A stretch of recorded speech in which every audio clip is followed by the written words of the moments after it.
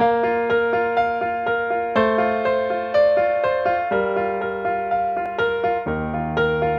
Faith Radio brings you the Law of the Spirit with Father Maxime Lissac. Questions and answers on the spiritual life. Father Maxime is the priest at Christ the Savior Orthodox Church in Ottawa, Ontario. The question is about fasting as an aid to prayer. Is there a good answer that we can give people when they ask, how does fasting help prayer? Well, part of the problem is that when people pose this question, they have the answer in mind already, or at least the category.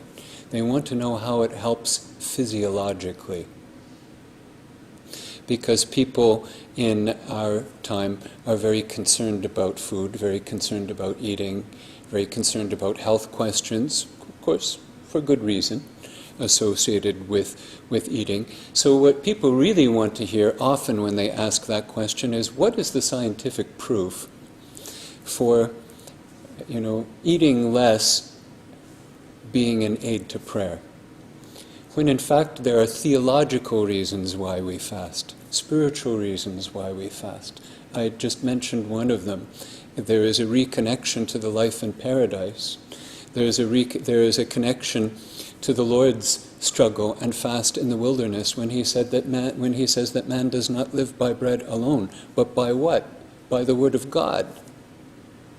So we fast because we are human beings created in the image and likeness of God, and when we fast, we embrace our higher calling. That's why we fast. In part, that's why we fast. We're not animals. Animals don't know how to fast.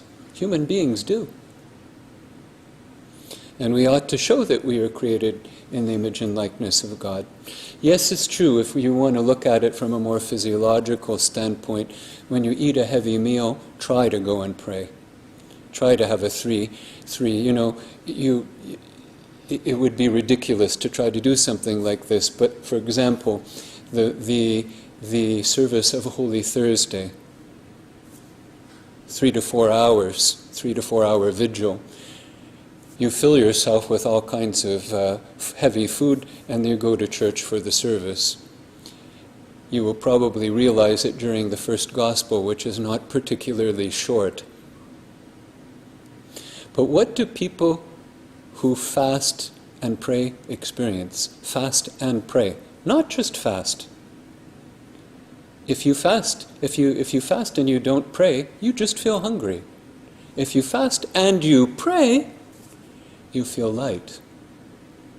And people at the end of all of these vigil services inevitably feel sharp, feel tired, but feel quite awake and light, buoyant, light.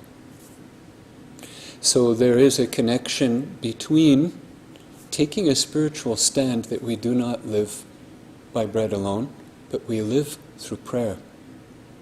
This is the reason, I'm not suggesting that any of us try it. It would be a bad idea.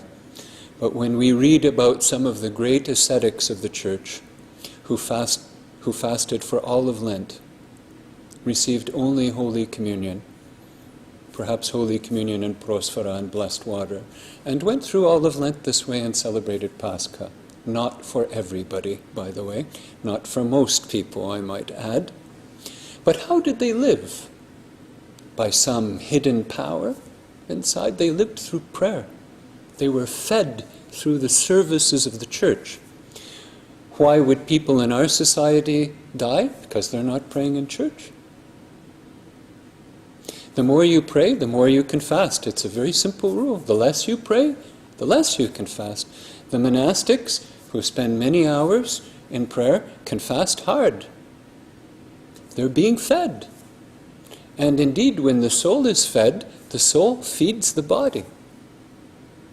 I'm not suggesting that people test this or push it to ridiculous extremes or anything like that.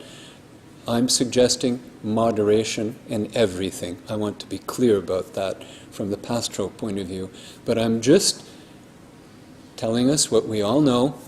that the human being is a psychosomatic being, body and soul, not just body. We aren't just the combination of all the chemical reactions taking part in our bodies with a little bit of electricity moving through.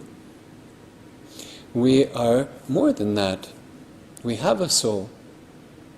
And there is an intimate connection. They are completely integrated.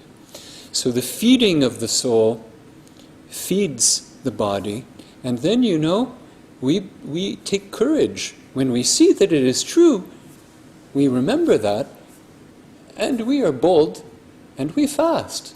When you go through a vigil and you feel light, you think, well, it's true. You discover something which people have been saying for thousands of years, but seems to strike people. Everyone is being completely novel when they experience it for the very, very first time. They say, good grief, it's true.